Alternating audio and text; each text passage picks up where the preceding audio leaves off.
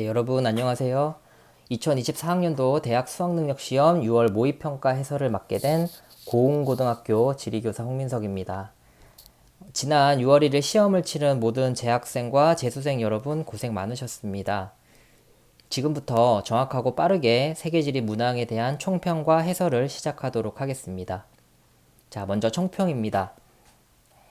2023학년도 대학 수학능력 시험보다는 문제의 난이도가 다소 평이하게 출제되었고, 지난 5월에 치러진 모의고사와는 난이도가 비슷하게 출제되었다고 생각이 되는데요.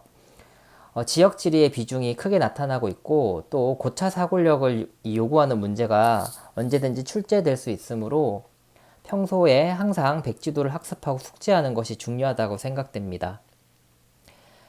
특히 2번 19분 문항을 보시면 요즘 트렌드라고 할 수 있는데요. 일부 문제에서는 전혀 지도가 주어지지 않는 그런 아주 어려운 문제들이 출제되고 있습니다. 이러한 문제는 이 수험생의 인지 구조 속에 백지도를 떠올려야만 풀 수 있는 문항이 출제되고 있기 때문에 이 평균적인 난이도가 평년에 비해 점점 상향되고 있다고 판단이 됩니다. 이 문항 출제 범위는 거의 모든 단원에서 출제되는 경향을 보이고 있고, 이 기본 개념을 확인하는 문제뿐만 아니라 새로운 유형의 문제들이 다수 포함되어 있습니다. 이번에도 수능 특강 및 수능 완성 연계 교재에서 많이 연계가 되었고요. 교과서의 개념을 꼼꼼히 공부하고 새로운 유형에 대비하는 것이 무엇보다 중요하겠습니다. 8번 문항 식량자원, 10번 문항 에너지자원 문항에서는 이 최근 이슈인 러시아와 우크라이나 전쟁과 관련된 지문이 출제되었으므로 이 최근 국제 정세에 대해서도 관심을 가지면 도움이 될 것으로 판단됩니다. 또 이 기출문제 분석을 통해서 문제 해결 능력을 기르고 정답인 이유와 오답인 이유를 좀 상세히 분석해서 핵심 개념에 대해 정확하게 인식하는 것이 중요하고요. 또 이 주요 기출문제에서 핵심을 정리하고 이 자주 틀리는 단원을 위주로 문제를 풀어보는 것도 도움이 될 것 같습니다. 자, 그러면 본격적으로 1번 문항부터 풀이를 시작해 보도록 하겠습니다. 다음은 세계지리 수업 장면이다. 교사의 질문에 옳지 않은 대답을 한 학생을 고른 것은? 자, 가지도는 지금 알-이드리시의 세계지도죠. 자, 알-이드리시의 세계지도는 중세 무렵 아랍 지역에서 만들어진 세계지도로 이슬람교를 바탕으로 만들어졌습니다. 자, 그래서 지도의 중심에는 메카가 그려져 있는데요.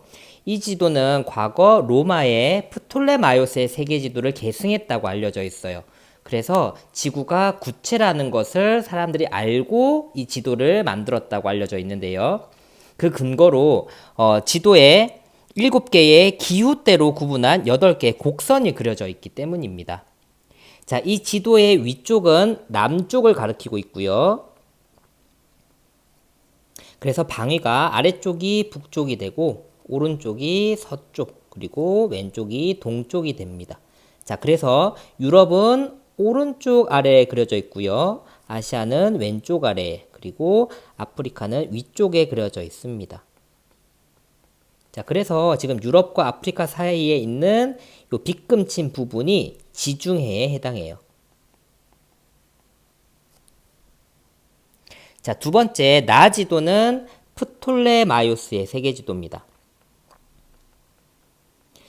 자, 이 지도는 고대 로마 시기에 만들어진 지도로 로마 시대에 제작된 이 원본 지도는 현재 남아있지 않고 15세기에 이 로마 지도를 복원한 지도가 현재 남아있습니다. 자, 이 지도는 지구를 구체로 인식하고 있고 경선과 위선의 개념을 알고 이 지도를 제작했다고 알려져 있는데요. 투영법이 사용되었음을 알 수 있습니다. 자, 이 지도의 위쪽은 오늘날의 지도와 같이 북쪽을 가리키고 있고 남쪽 그리고 오른쪽이 동쪽, 왼쪽이 서쪽이 되겠습니다. 자, 그래서 유럽, 아프리카, 아시아의 위치가 오늘날의 지도와 흡사한데요.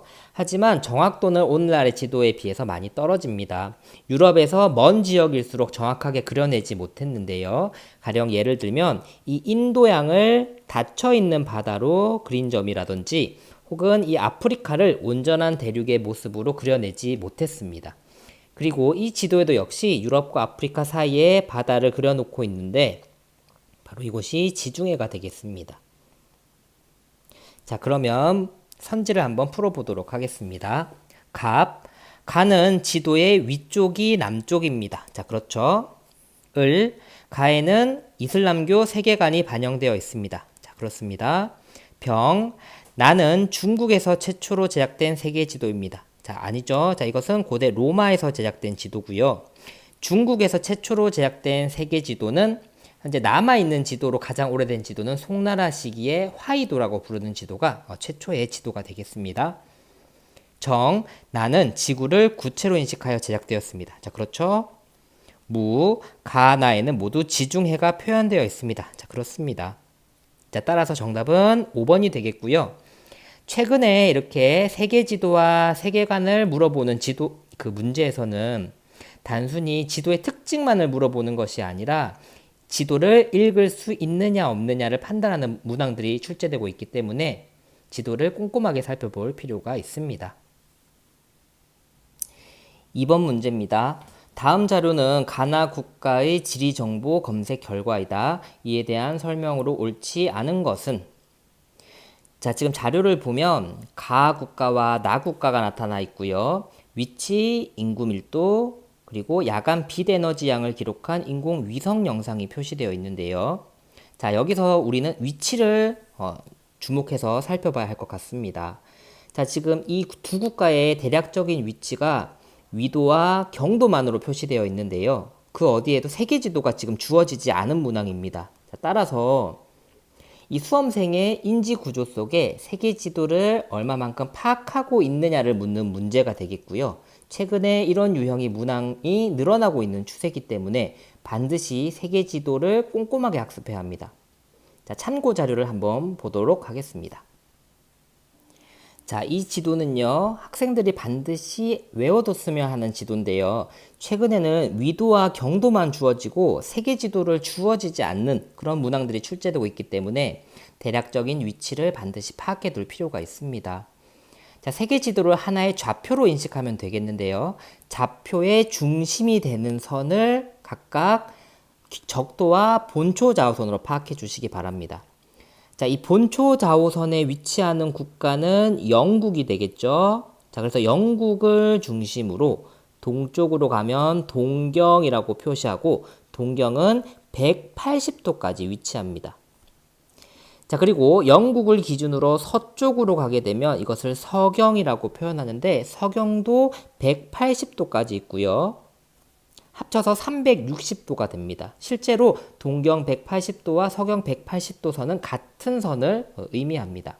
그리고 이 180도 선을 2등분한 선이 각각의 90도 선이라고 보시면 되겠습니다. 자, 다음은 적도인데요. 적도는 이 위도의 기준이 되는 선이고 이 적도가 지나가는 나라들은 반드시 암기를 해 두셔야 합니다. 자, 적도가 지나가는 나라 세 군데를 알아두셔야 하는데요. 일단 남미의 에콰도르는 나라의 뜻, 국가의 뜻 자체가 적도라는 뜻이에요. 그리고 이 아프리카에 이 빅토리아 호수라는 큰 호수가 있거든요. 이 빅토리아 호수를 역시 적도가 지나가고요. 그 다음에 아시아에서는 싱가포르의 이 적도가 지나갑니다. 자, 그래서 이 에콰도르, 빅토리아 호수, 싱가포르를 연결한 요선이 적도가 되겠고요. 그리고 북쪽으로 가면 북위, 남쪽으로 가면 남위라고 표기를 하고 각각 90도, 90도가 있습니다. 90도까지 표시할 수 있고요. 이제 3등분 선을 위도 30도 선, 60도 선으로 표기하시면 되겠습니다. 그리고 이 좌표 안에 세계 지도를 넣으면 대략의 위치가 나오게 되는 것이죠. 자, 그러면 우리 문제에 있는 지역의 좌표를 살펴보면 가 지역은요, 북위 10도, 동경 80도 지점이기 때문에 이 지점이 가가 되겠습니다. 자, 지금 여기 있는 섬나라 국가가 바로 이 스리랑카라고 하는 지역이죠. 스리랑카. 자, 그 다음에 나 지역은요, 북위 25도, 동경 120도 지점에 있네요. 자, 좌표값을 찾아보면 바로 이 위치입니다. 자, 이 위치는 타이완 지역이 되겠습니다. 대만이죠. 그래서 지금 가와 나가 나타내고 있는 국가는 각각 스리랑카와 타이완, 대만이 되겠습니다. 자, 그럼 문제로 다시 돌아가 보도록 하겠습니다. 자, 이제 위치를 살펴봤으니까 인구 밀도를 살펴볼게요. 자, 인구 밀도가 높은 지역은 색깔이 진하게 표시되어 있고요. 낮은 곳은 연하게 표시되어 있습니다. 자, 세 번째, 인공위성 영상을 살펴보면 야간 빛 에너지 양이 많은 곳은 밝게 표현되어 있고요. 그리고 어두운 곳은 어두운 색깔로 표시가 되어 있죠. 자, 그러면 선지를 살펴보도록 하겠습니다. 자, 1번 기억.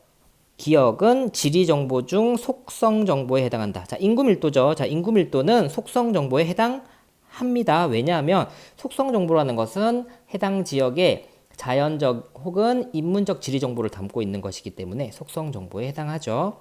자, 니은 인공위성은 원격 탐사를 통해 수집된 자료이다. 자, 맞는 선지가 되겠고요. 3번 스리랑카의 해안은 인도양에 접해 있다. 그렇죠. 자, 4번 나의 지리 정보에서는 대체로 인구 밀도가 높을수록 야간 빛 에너지 양이 많다. 자, 그렇습니다. 기억과 니은 인구 밀도와 인공위성 영상은 상관관계를 보이고 있죠. 자, 5번 가는 아프리카, 나는 오세아니아에 속한다. 자, 이 틀린 선지죠. 둘 다 아시아에 속하기 때문에 옳지 않은 것은 5번이 되겠습니다. 3번 문제입니다. 다음은 세계지리 수업의 과제 안내문이다. 제시된 조건을 고려하여 작성한 발표 주제와 조사 내용으로 가장 적절한 것은? 자, 3점짜리 문제인데요. 자, 이 문제는 주제를 파악하라는 문제가 되겠습니다. 자, 지금 과제 안내문을 보면 발표 주제를 옳은 내용으로 작성한다. 발표 주제 검증을 위한 적절한 조사 내용을 선정한다. 이렇게 되어 있고요. 자, 자료를 보면 자, 싱가포르가 지금 예시로 들어있네요. 싱가포르 사람들의 삶 속에 녹아있는 열정과 가능성의 역사를 담은 디자인을 개발함. 자, 그래서 이 SG라고 표현된 로고가 만들어졌고요. 싱가포르 사람들의 일상을 체험할 수 있는 장소들을 홍보하는 데 활용되고 있다고 합니다. 자, 두 번째 자료를 보면 이제 뉴질랜드가 나왔는데요. 로토루아의 간헐천과 청정호수를 담은 디자인을 개발했다고 하네요. 자, 지금 로토루아라고 되어 있는 디자인이 나와 있고요. 이 디자인은 로토루아의 색다른 자연환경을 경험할 수 있는 장소들을 홍보하는 데 활용되고 있다고 합니다. 자, 그러면 이 자료 두 가지의 공통점이 뭐냐면 바로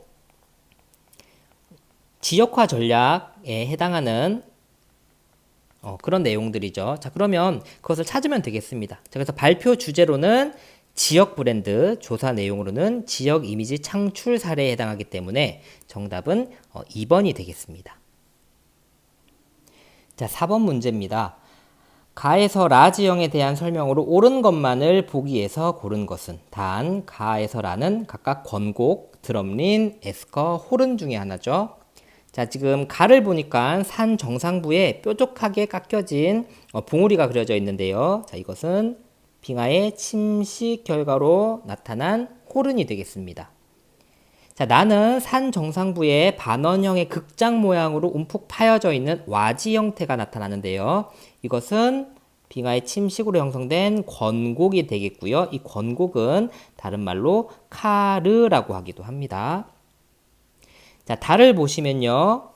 빙하가 끝난 지점에 마치 뚝 모양처럼 길게 이어진 퇴적 지형을 보이고 있는데요. 자, 이것은 과거 얼음의 밑에서 터널을 통해 나오던 융빙수의 퇴적 작용으로 형성된 에스커가 되겠죠. 자, 마지막 라입니다.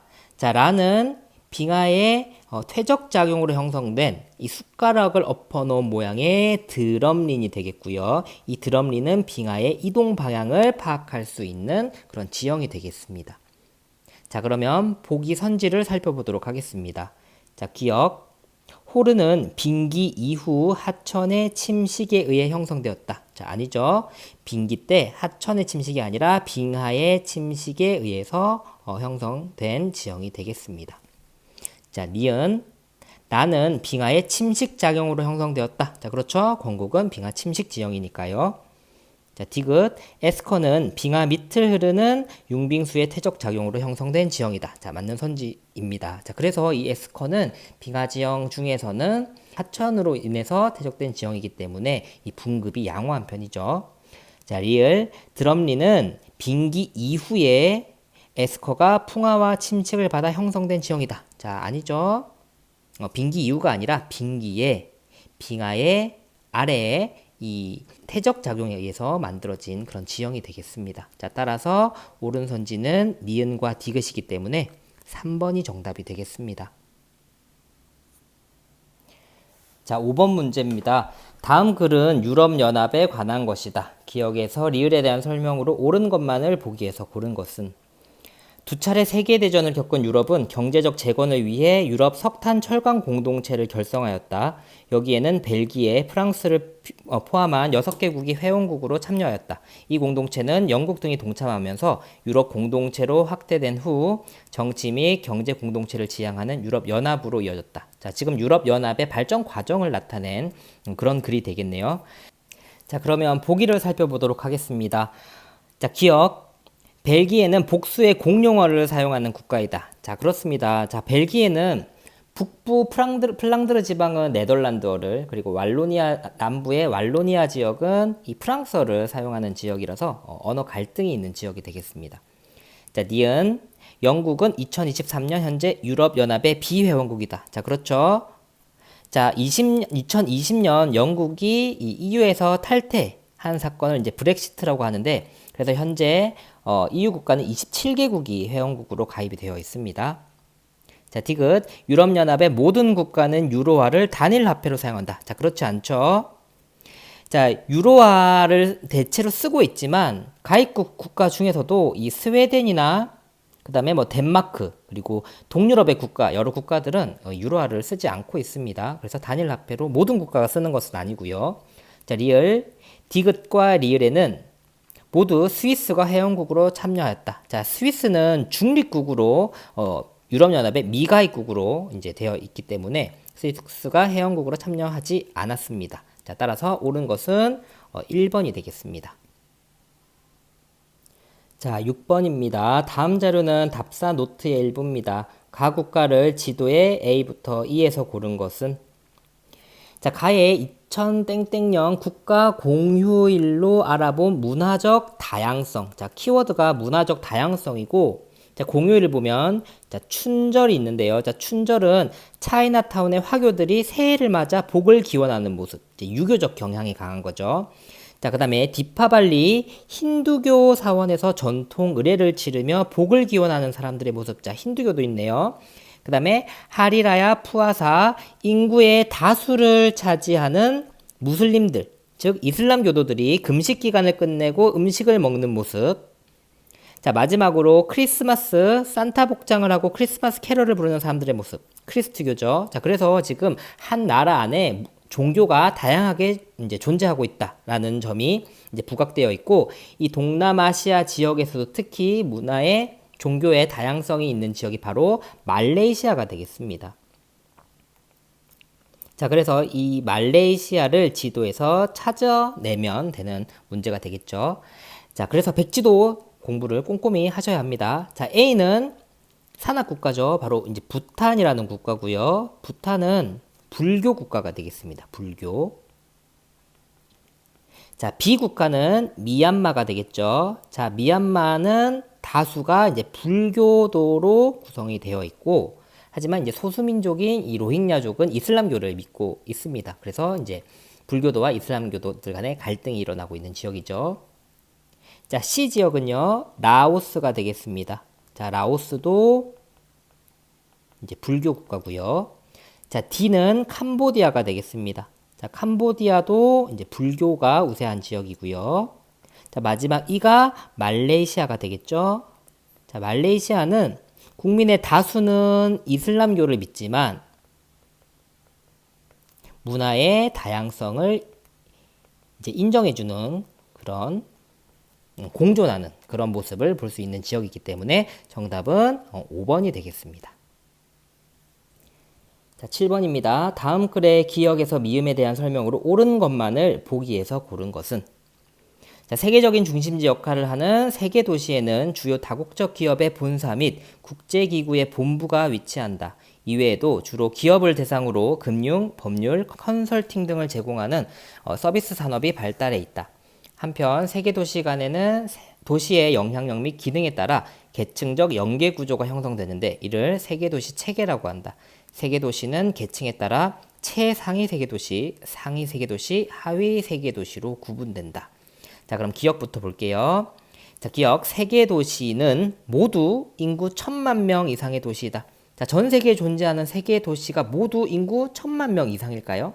자, 그렇지 않습니다. 우리가 이제 최상위 세계 도시라고 하는 뉴욕, 런던 등도 1000만 명이 안 되는 도시들이거든요. 자, 그래서 이건 틀린 선지가 되겠고요. 자, 니은.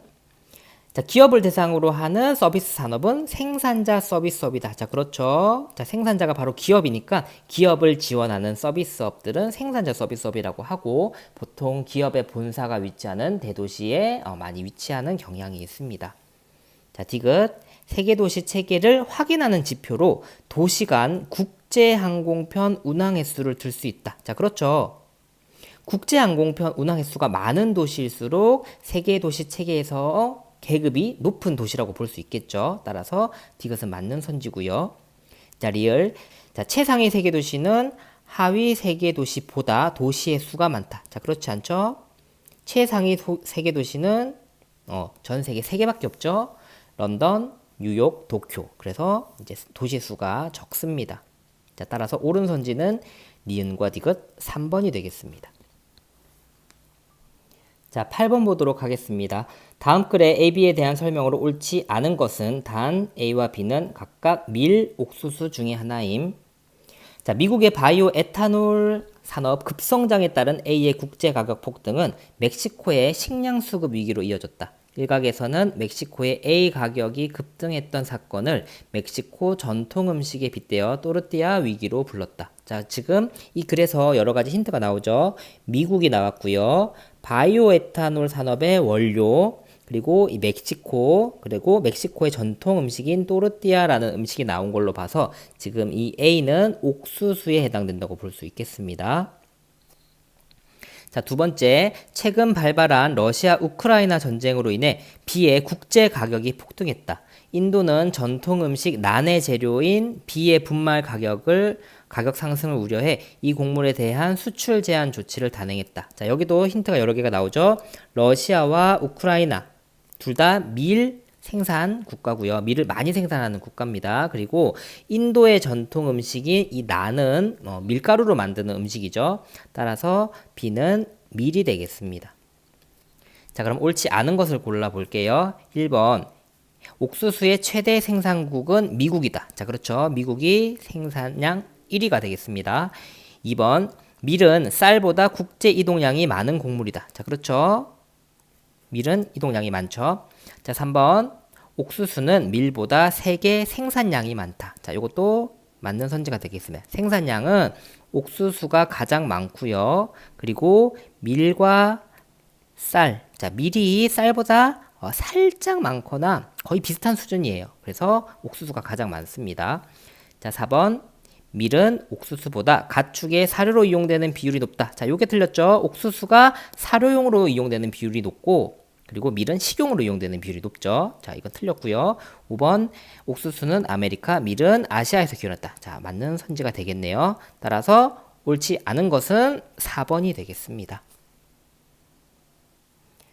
자, 9번 문제입니다. 다음 자료는 지도에 표시된 세 국가의 지리 정보를 나타내는 것이다.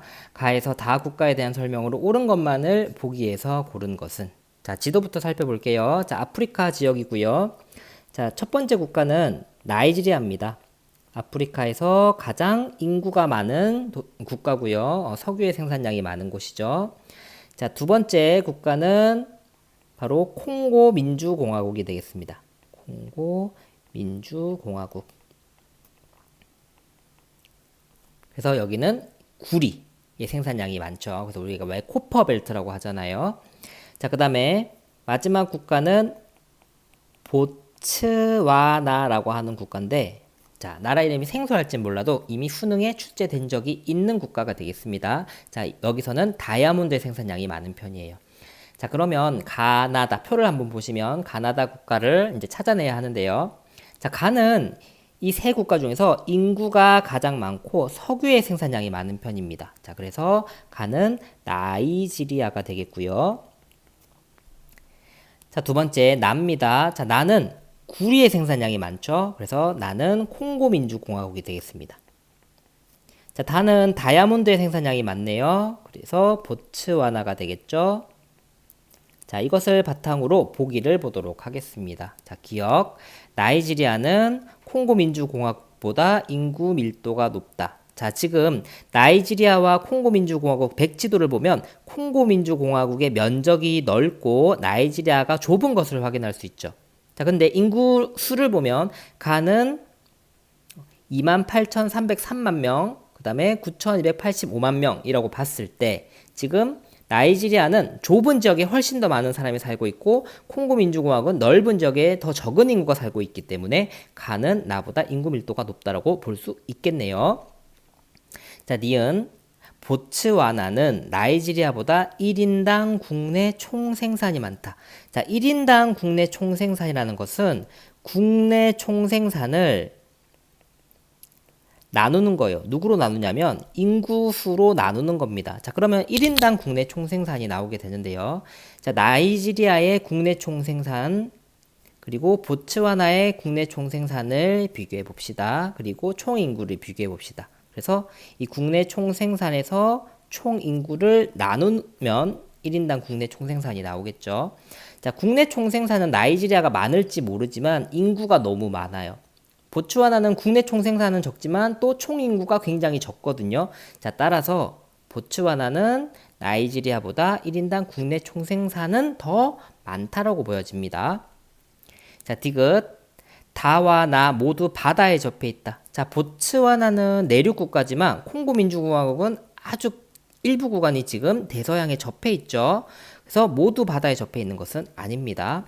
자, 리을. 가는 콩고 민주공화국, 다는 보츠와나입니다. 틀렸죠? 가가 나이지리아가 되겠습니다. 자, 따라서 옳은 선지는 기억과 니은 1번이 정답이 되겠습니다.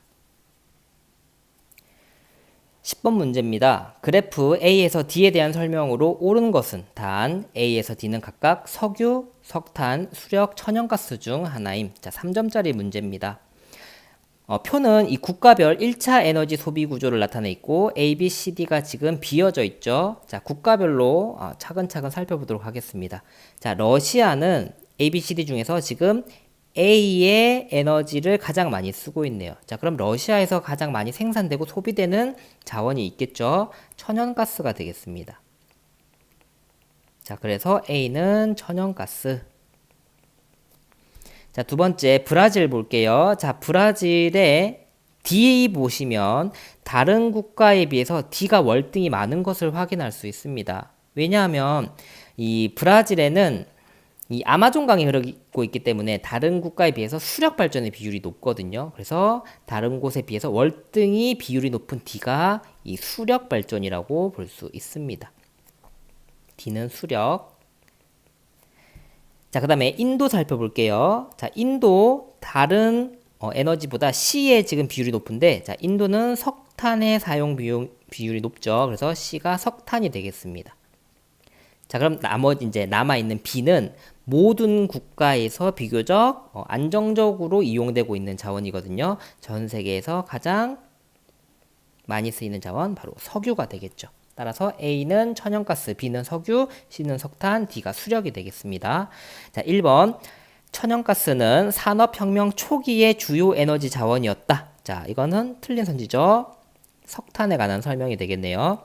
자, 2번. 석탄은 신생대 제3기 배사 구조에 주로 매장되어 있다. 자, 아니죠. 신생대 제3기 배사 구조에 매장되어 있는 것은 석유 또는 천연가스가 되겠고요. 이 석탄은 보통 고기 조산대에 많이 매장되어 있습니다. 자, 3번. 석유는 석탄보다 국제 이동량이 많은 에너지 자원이다. 자, 그렇죠. 석유는 비교성, 편제성이 강한 에너지 자원이고요. 석탄은 그래도 비교적 전 세계 좀 골고루 매장되어 있는 편이기 때문에 국제 이동량이 많은 것은 석유가 되겠습니다. 자, 4번. 석탄은 석유보다 수송용으로 이용되는 비율이 높다. 자, 수송용은 석유가 높겠죠. 자, 5번. 수력은 석유보다 세계 1차 에너지 소비량에서 차지하는 비율이 높다. 자, 틀렸습니다. 1차 에너지 소비량은 석유가 1등이죠. 석탄, 그리고 천연가스, 그리고 이제 수력, 이제 원자력, 우순위 되기 때문에 틀린 선지가 되겠네요. 따라서 옳은 것은 3번이 되겠습니다.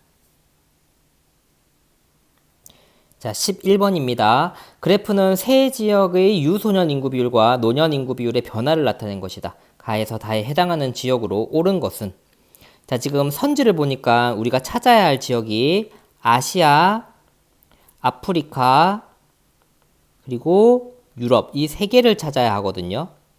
자, 그러면 가장 쉬운 방법 있죠. 바로 현재 2020년에 65세 이상 인구 비율과 0세에서 14세 유소년 인구 비율을 비교해 보면 되겠습니다.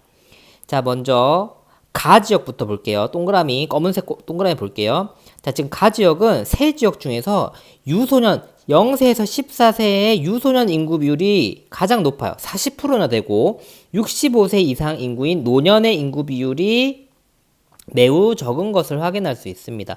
자, 그러면 어린아이들은 많고 노인이 적은 대륙, 바로 아프리카가 되겠죠. 자, 그 다음에 달을 먼저 볼게요. 달은 검정색 네모인데요. 자, 이 지역은 세 지역 중에서 유소년 인구 비율이 가장 낮고요. 65세 이상 인구 비율은 20%에 육박할 정도로 노년의 인구 비율이 높은 지역입니다. 바로 유럽이 되겠죠. 자, 그러면 검정색 세모 지역은 이제 중간 정도이기 때문에 아시아라고 볼 수 있습니다. 자, 따라서 쉽게 나왔네요. 가는 아프리카, 나는 아시아, 다는 유럽이기 때문에 정답은 2번이 되겠습니다. 12번입니다. 다음 글에 가에서 다 산맥에 대한 설명으로 옳은 것은, 자, 차마고도는 차와 말을 교환하던 아시아의 오래된 교역로 중 하나이다. 자, 이 길은 두 대륙판의 충돌 경계에 발달한 습곡산지인 가산맥을 지나간다. 자, 여기서 이제 키워드는 두 대륙판의 충돌이죠. 그리고 아시아 지역에 있다고 알려져 있네요. 그래서 이 가산맥은 이 중국과 인도, 그리고 요 네팔 경계에 있는 이 히말라야 산맥에 해당합니다. 자, 두 번째, 카팡야는 잉카 제국이 통신, 교역, 방어를 목적으로 건설하였다. 고산도시 쿠스코를 중심으로 연결된 이 길은 나산맥을 지나간다. 자, 여기도 이제 키워드가 이제 잉카 제국, 그리고 이제 페루의 고대 도시죠. 쿠스코가 나타나 있는 것으로 보아서 나산맥은 남미의 안데스 산맥이 되겠습니다. 자, 세 번째, 블루리지 파크웨이는 미국 동부의 세 개 주를 연결하는 약 750km의 도로이다. 이 길은 석탄 매장량이 풍부한 다산맥을 지나간다. 자, 미국 동부, 그리고 석탄 주산지죠. 자, 석탄은 고기 수국 산지에 있거든요. 자, 그렇기 때문에 다산맥은 에팔레치아 산맥이 되겠네요. 고기 수국 산지입니다. 자, 그래서 히말라야 신기 조산대죠. 안데스 신기 조산대고 에팔레치아 산맥은 고기 조산대가 되겠습니다. 자, 그럼 1번 가는 고기 습곡 산지에 해당한다. 틀렸죠? 신기 조산대. 자, 2번입니다. 나는 대륙판과 해양판이 수렴하여 형성되었다. 자, 안데스 산맥은 수렴 경계인데요. 이 대륙판에 해당하는 남미판과 그리고 해양판에 해당하는 이 나스카판이 서로 부딪혀서 형성된 산맥이 바로 이 안데스 산맥이 되기 때문에 옳은 선지라고 볼 수 있겠습니다.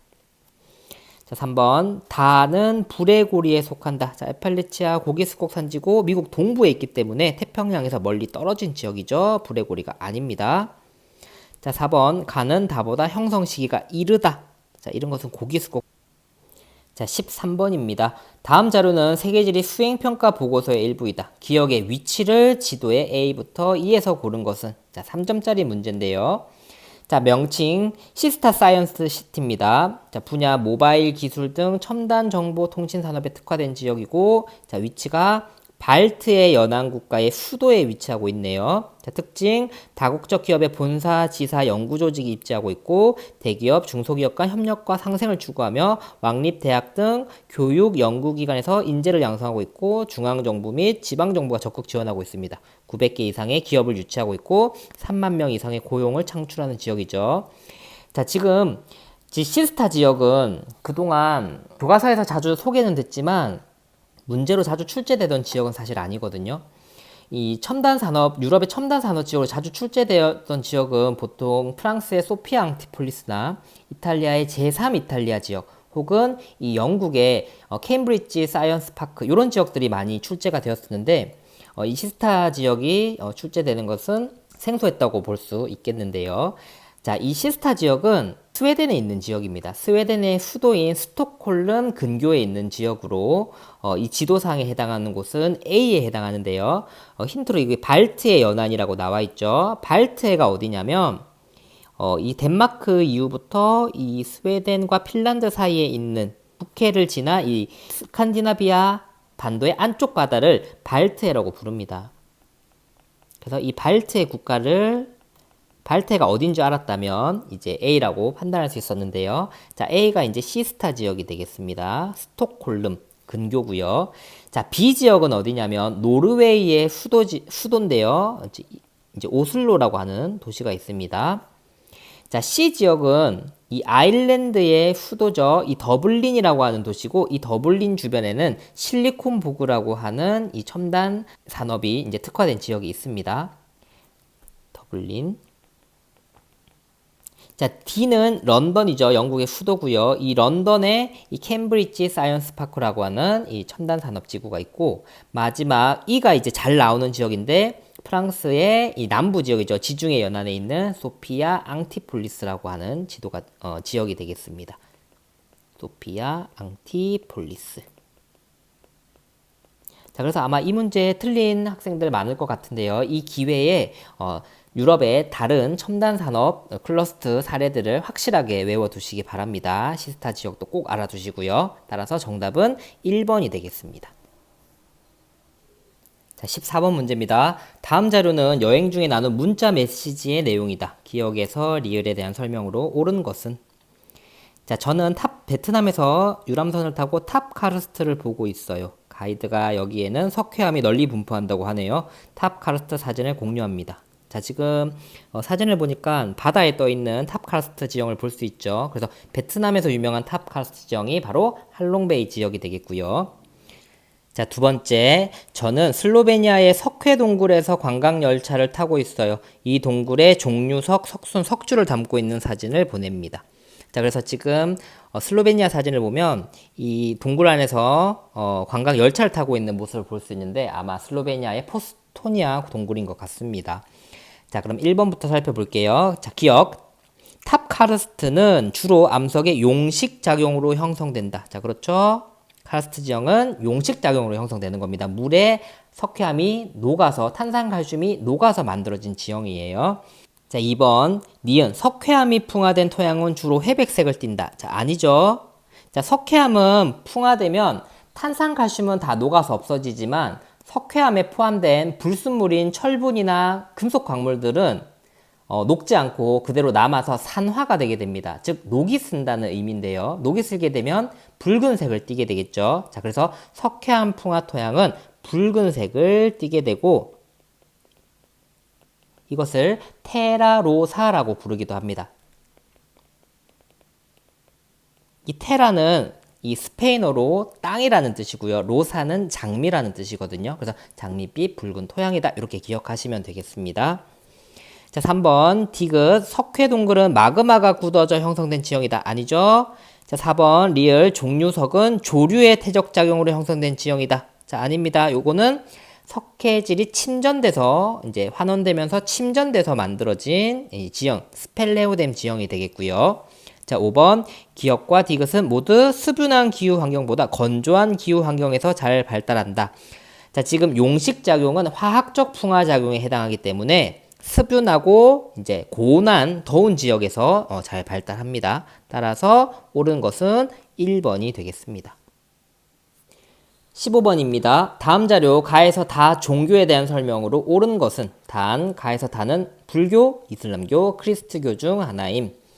자, 가를 볼게요. 대표적 성지는 예루살렘이고 주요 전파 지역은 유럽과 아메리카. 종교 경관은 뾰족한 첨탑에 있는 교회 건물이 나와 있네요. 십자가도 보이고요. 그래서 가는 크리스트교가 되겠습니다. 자, 나를 보겠습니다. 대표적 성지는 메카고요. 주요 전파 지역으로는 서남아시아, 북부 아프리카, 종교 경관으로는 거대한 모스크가 나와 있죠. 자, 그래서 나는 이슬람교가 되겠습니다. 자, 달을 보겠습니다. 주요 성지는 부다가야 지역이고요. 주요 전파지로는 동남아시아와 동부아시아, 종교 경관으로는 이 탑들이 있죠. 그래서 불교가 되겠네요. 자, 1번부터 보겠습니다. 가는 돼지고기를 금기시한다. 자, 돼지고기 금기시하는 곳은 이슬람교가 되겠죠. 자, 2번. 나는 수많은 신을 숭배하는 다신교이다. 자, 다신교가 아니라 유일신교가 되겠습니다. 이 다신교에 해당하는 것은 이슬람교가 아니라 힌두교에 해당하는 내용이죠. 자, 3번. 불교의 주요 종파에는 수니파와 시아파가 있다. 자, 수니파, 시아파가 있는 것은 이슬람교가 되겠고요. 수니파가 다수, 시아파가 소수입니다. 자, 4번. 크리스트교는 민족 종교, 이슬람교는 보편 종교로 분류된다. 자, 아니죠. 지금 나와 있는 세 종교 모두 전 세계 인류를 포교 대상으로 하는 보편 종교로 분류됩니다. 자, 5번. 불교는 이슬람교보다 발생 시기가 이르다. 자, 그렇죠. 불교는 기원전 6세기경에 석가모니에 의해서 창시가 되었고요. 그리고 이 이슬람교는 7세기 초에 무함마드에 의해서 서남아시아 지역에서 이제 발생했기 때문에 발생 시기가 이른 것은 불교가 되겠습니다. 따라서 옳은 것은 5번이 되겠습니다. 16번입니다. 다음 자료는 학생의 질문에 대한 대화형 인공지능의 답변의 일부입니다. 기억에서 미음에 대한 설명으로 옳은 것은 미국에서 볼 수 있는 건조기후 지역의 지형에 대해 말해줘. 자, 땡땡 자료에 따르면 미국에서는 다음과 같은 건조지역의 지형을 볼 수 있습니다. 자, 니은, 사구, 바람에 날린 모래로 이루어진 언덕입니다. 스타듀는 해발 고도가 약 200m에 이르는 사고입니다. 선상지, 펼쳐진 부채를 닮은 지형입니다. 데스밸리에서 쉽게 찾아볼 수 있습니다. 플라야, 건조 분지 내에서 형성된 평탄한 저지대입니다. 배드워터 분지는 해수면보다 약 80m 낮은 곳입니다. 메사와 뷰트, 평원에 우뚝 솟은 거대한 지형입니다. 모뉴먼트 밸리에서 볼 수 있습니다. 자, 이런 답변을 얻었네요. 자, 그럼 1번부터 볼게요. 자, 기억. 건조기후 지역은 연 강수량이 연 증발량보다 많다. 자, 옳지 않죠? 자, 연 강수량보다 연 증발량이 많은 지역입니다. 건조지역은요. 자, 2번. 사구는 경암과 연암의 차별적 침식으로 형성되었다. 자, 아니죠. 경암과 연암의 차별적 침식으로 형성된 거는 메사와 뷰트가 되겠습니다. 그래서 사구는 바람에 의해서 퇴적된 지형이죠. 그래서 틀렸고요. 자, 3번. 선상지가 연속으로 이어진 지형을 바하다라고 한다. 자, 그렇습니다. 선상지가 여러 개 연속으로 있는 거 바하다라고 부릅니다. 자, 4번. 리을. 플라야의 고인물은 관계용수로 널리 활용된다. 농업용수로 이용된다. 자, 틀렸죠. 플라야에 고여있는 물은 보통 이제 소금기를 띠고 있는 염호이기 때문에 식수라든지 농업용 용수로 쓸 수가 없습니다. 자, 5번. 미음은 포상홍수에 의해 형성된 퇴적 지형이다. 자, 포상홍수라는 것은 간헐적으로 내리는 비에 의해서 모든 지표면을 마치 포장하듯이 넓게 덮으면서 이루어지는 홍수를 이야기하는데, 자, 이렇게 형성된 지역은 보통 이제 선상지에 해당하죠. 자, 그래서 메사뷰트가 아니라 선상지에 해당하는 선지가 되겠습니다. 따라서 옳은 것은 3번이 되겠습니다. 자, 17번입니다. 그래프는 내 국가의 촌락 인구 비율 변화를 나타낸 것이다. 가에서 라 국가에 대한 설명으로 옳은 것만을 보기에서 고른 것은 단, 가에서 라는 각각 니제르, 미국, 브라질, 중국 중 하나임. 자, 여러분 지금 나와 있는 이 그래프는 우리가 흔히 보는 도시화율 그래프가 아니라 특이하게도 촌락 인구 비율 변화 그래프입니다. 즉 도시화율 그래프와 반대되는 개념이라고 생각하면 돼요. 좀 더 쉽게 설명하면 촌락률 그래프라고 생각하시면 되겠습니다. 자, 그러면 지금 이 그래프에서 높게 표시된 지역은 촌락에 사는 사람의 비율이 높은 지역을 의미하거든요. 자, 그러면 지금 네 국가는 니제르, 아프리카에 있죠. 미국, 선진국이죠. 브라질, 라틴 아메리카에 있지만 도시화율이 굉장히 높은 지역이죠. 그 다음에 중국, 최근에 이제 도시화율이 가속화되고 있는 지역입니다. 자, 그러면 그래프에서 가나다라를 봤을 때 2015년 현재 촌락에 사는 사람의 비율이 가장 높은 이 가 지역은 아프리카에 있는 니제르 지역이 되겠습니다. 그리고 다음으로 이제 촌락률이 50%를 떨어진 지역, 이제 도시화율과 촌락률이 비슷한 요 지역은 최근에 이제 가속화 단계를 밟고 있는 중국이 되겠고요. 자, 이제 두 국가를 이제 두 개, 미국과 이제 브라질이 남았는데요. 자, 이 두 국가를 이제 구별을 해야 합니다. 자, 그러면 지금 과거 1955년과 2015년을 비교해 볼 건데요. 다의 경우에는 검정색 세모입니다. 다의 경우에는 1955년에도 촌락률이 낮았고 지금 거의 속도가 빠르게 변한 건 아니에요. 하지만 라는 현재 촌락률이 가장 적어지긴 했지만 1955년 당시만 하더라도 촌락에 사는 사람이 꽤나 많았거든요. 빠른 속도로 줄어든 것으로 보아서 다는 과거부터 촌락률이 낮았던 미국이 되겠고요.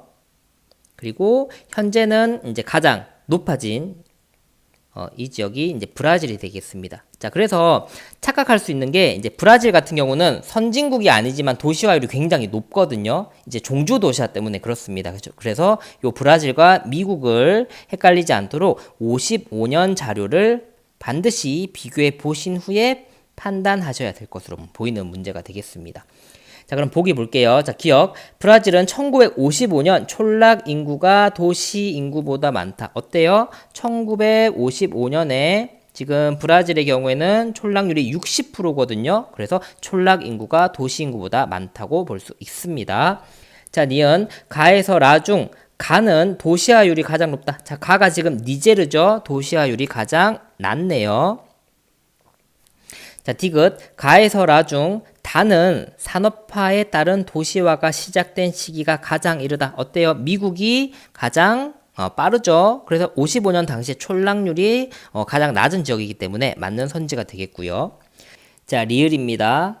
라는 자, 브라질은 나보다 중국보다 2015년 도시 인구가 많다. 실제 도시 인구 수를 묻고 있거든요. 자, 그러면 자, 중국은 총 인구가 14억 5천 명이에요. 그리고 브라질은 전체 인구가 2억 1천만 명 정도거든요. 1천만 명 정도. 그러니까 중국이 한 7배 정도 인구가 더 많은 국가가 되겠습니다. 근데 이제 중국은 도시화율이 몇 프로냐면 약 55%예요. 그리고 브라질은 거의 이제 90%에 육박하죠. 그래서 뭐 많이 잡아서 뭐 85%라고 해보겠습니다. 지금 이 그래프 상에서. 자, 그러면 14억 5천 명이 55%냐? 아니면 브라질의 2억 1천만 명 중에 85%냐? 비교해 봤을 때 실제 인구, 도시에 사는 인구 수는 중국의 인구가 워낙 많기 때문에 워낙 많은 인구의 55%가 실제 인구 수가 더 많다라고 보여줄 수 있는 거죠. 자, 그래서 라는 나보다 2015년 도시 인구가 많은 것이 아니라 적다라고 볼 수 있겠습니다. 자, 따라서 옳은 것은 기역과 디귿 2번이 정답이 되겠습니다. 자, 18번입니다. 다음 자료 가나 도시에 대한 설명으로 옳은 것만을 보기에서 고른 것은 자, 갑니다. 격자형 도로망 체계를 갖춘 5대호 연안의 도시. 자, 5대호니까 미국의 도시네요. 자, 높은 스카이라인을 형성하는 고층 빌딩이 밀집한 도시 중심부로 20세기 초반 버제스가 발표한 동심원 도시 구조 이론의 사례 도시. 바로 미국의 시카고가 되겠습니다. 자, 나 도시는요. 자, 사파에서 보니까 에펠탑이 보이죠? 개선문을 중심으로 방사형 도로망 체계가 발달한 도시로 궁전, 박물관 등 낮은 건물들을 중심으로 형성된 도시 중심부가 있고 19세기 중반 오스만이 근대적 도시 정비 사업을 실시한 도시 바로 프랑스의 파리가 되겠습니다. 자, 그럼 기억. 시카고는 해당 국가의 수도다. 미국의 수도는 시카고가 아니죠. 워싱턴 DC이기 때문에 틀린 선지가 되겠고요. 자, 니은 파리의 외곽에는 라데팡스라고 불리는 업무 중심지가 있다. 자, 이거 맞는 선지입니다. 자, 파리 도시만 보면 중심부에는 소득이 높은 고소득층이 살고 외곽으로 갈수록 이제 저소득층이 사는데 이 파리는 워낙 역사가 오래된 도시이기 때문에 새로운 건물들을 지을 만한 곳들이 거의 없어요. 그래서 새로운 업무 중심지는 파리 근교에 있는 다른 도시에 짓게 되는데 파리 같은 경우에는 이제 근교에 라데팡스라고 하는 지역이 있거든요. 그 지역에 업무 중심지가 위치합니다. 자, 디귿. 시카고는 파리보다 도시 발달의 역사가 길다. 자, 틀렸죠? 미국의 도시는 역사가 짧습니다. 자, 리을. 시카고는 북부 아메리카. 파리는 유럽에 위치한다. 맞는 선지가 되겠네요. 따라서 정답은 니은과 리을 4번이 정답이 되겠습니다. 자, 19번입니다. 표에 가에서 라 지역에 대한 설명으로 옳은 것은 단 가에서 라는 온대 기후 지역 중 하나임. 자, 3점짜리 문제인데요. 자, 지금 표를 보시면 가나다라의 위치가 역시 위도 경도로 표현되어 있습니다. 지도가 주어지지 않았기 때문에 또 같은 유형이 나왔죠. 아까 2번 문제와 같은 유형이 나왔습니다. 여러분 인지 구조 속에 백지도를 암기하고 있느냐를 묻고 있는 문제이기 때문에 정말 중요합니다. 꼭 외워두시도록 하고요. 자, 이 문제는 참고 자료를 바탕으로 설명을 드리도록 하겠습니다. 자, 아까 좌표값을 표시한 이 백지도에 지금 가나다라 지역을 직접 표시해 보도록 하겠습니다. 반드시 이 과정을 거쳐야 문제를 풀 수 있습니다.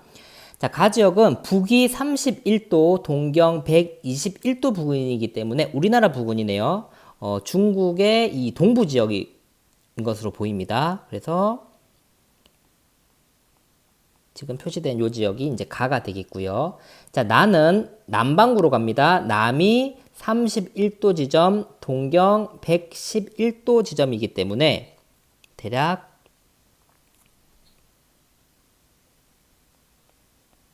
나 지역 한 이 정도 위치라고 생각하시면 되겠습니다. 자, 다 지역으로 갈게요. 자, 다 지역 북위 34도 그리고 서경 6도입니다. 자, 본초 좌우선 부근이죠. 지금 이제 본초 좌우선 크게 벗어나지 않았네요. 강도가. 그래서 다 위치가 한 이 정도 좀 되는 것 같고요. 자, 라 위치는 남이 33도 그리고 동경 151도입니다. 가장 동쪽에 위치하네요. 그래서 동경 151도니까 요렇게 이제 표시한 뒤에 문제를 한번 보도록 하겠습니다. 자, 그러면 이 우리가 방금 찾은 왼쪽 그림을 바탕으로 선지를 한번 살펴보도록 하겠습니다. 자, 1번. 가에서는 7월보다 1월의 평균 기온이 높다. 자, 가는 지금 적도를 기준으로 북반구에 있기 때문에 7월이 1월보다 평균 기온이 높습니다. 틀린 선지가 되겠고요. 2번. 나의 태양 고도각은 8월이 10월보다 높다. 자, 나는 지금 남반구에 위치한 지역이죠. 고도각이 8월이 10월보다 높다고 했는데 8월은 겨울에 해당하기 때문에 태양의 고도각은 10월이 더 높습니다. 틀렸고요. 자, 3번. 다 지역은 지금 본초 좌우선 주변에 있는 북반구 지역입니다. 7월에 계절풍의 영향을 주로 받는다. 자, 아니죠. 대륙 서안에 위치하기 때문에 편서풍의 영향을 주로 받는다고 볼 수 있습니다. 4번. 가와 라는 모두 대륙 서안에 위치한다. 가와 라는 모두 대륙 서안이 아니라 가는 대륙 동안에 위치하고요. 라는 이제 해양 그 바다의 중간에 위치하고 있죠. 자, 틀린 선지가 되겠고요. 5번. 가에서 라 중 기온의 연교차는 가가 가장 크다. 어때요? 대륙의 동안에 위치하고 있기 때문에 가장 크다고 볼 수 있겠네요. 온대 기후 지역 중에서는요. 답은 5번이 되겠습니다. 자, 마지막 문제입니다. 20번입니다. 그래프는 지도에 표시된 네 지역의 기온과 강수 특성을 나타낸 것입니다. 가에서 라 지역에 대한 설명으로 옳지 않은 것을 고르는 문제고요. 자, 3점짜리 문제가 되겠습니다. 자, 지금 먼저 지도를 보시면 남아메리카 지역이 나와 있는데요. 자, 여러 개의 지점, 4개의 지점이 이제 점으로 찍혀 있고, 이 가나다라 기후 그래프를 보고 이 지역을 유추하면 되는 그런 문제가 되겠습니다. 자, 그럼 먼저 적도를 찾아서 선을 그어서 남반구와 북반구를 구별해 주시고요. 자, 그 이후에 지금 점 3개는 남반구, 하나는 북반구에 찍혀 있는 것을 확인할 수 있습니다. 자, 가나다라 기후 그래프를 확인해 보도록 할게요. 자, 가의 경우에는 지금 1월과 7월 기온이 거의 비슷해요. 그리고 모든 계절이 18도를 넘어갔기 때문에 열대기후 지역이라고 볼 수 있습니다. 자, 1월과 7월의 강수량을 보면 모든 계절이 지금 100mm를 넘어가고 있거든요. 자, 따라서 연중 비가 고르게 내리는 지역으로 볼 수 있기 때문에 이것은 AF, 열대 우림 기후 지역이라고 볼 수 있겠네요. 자, 그러면 아마존 유역에 있으면서 적도와 가장 가까운 바로 여기가 가 지점이 되겠습니다. 자, 나를 한번 볼게요. 나 그래프. 자, 나는 기온이 역시 1월과 7월이 비슷한데 둘 다 18도를 넘어가고 있어요. 최하늘이 18도를 넘어가고 있기 때문에 역시 열대기후 A기후고요.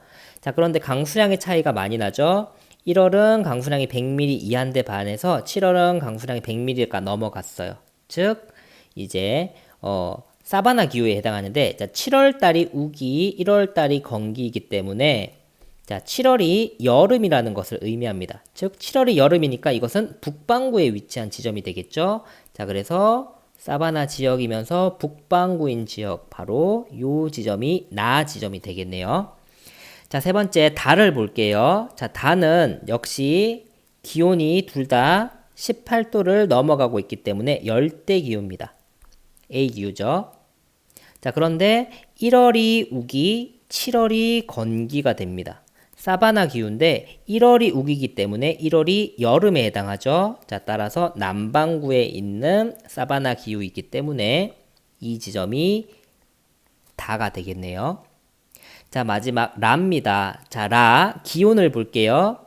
자, 지금 1월 달이 최나널이고 7월이 최하늘인 것으로 보아 남반구에 위치하고 있는데 지금 최하늘의 경우가 18도 이하로 내려갔기 때문에 일단 열대기후는 아닙니다.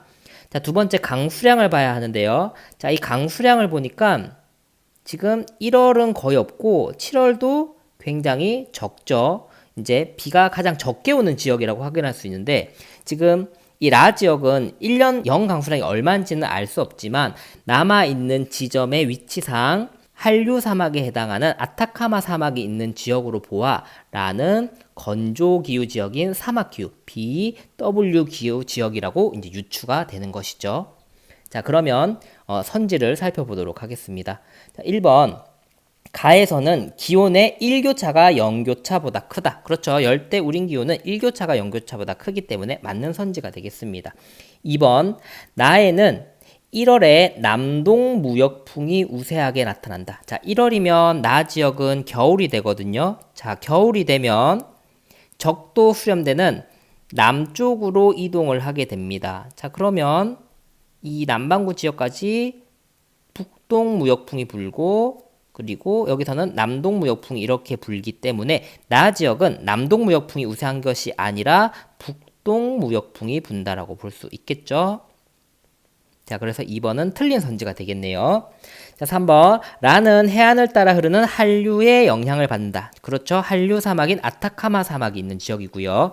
4번 가는 다보다 대류성 강수 일수가 많다. 자, 그렇죠. 가는 열대우림, 나는 사바나니까 맞는 선지가 되겠네요. 5번 라는 나보다 남회기선까지의 최단 거리가 짧다. 자, 라는 남반구에 있고 나는 북반구에 있으니까 남회기선은 남반구에 있는 것이죠. 최단 거리가 짧다라고 볼 수 있겠네요. 따라서 옳지 않은 것은 2번이 되겠습니다.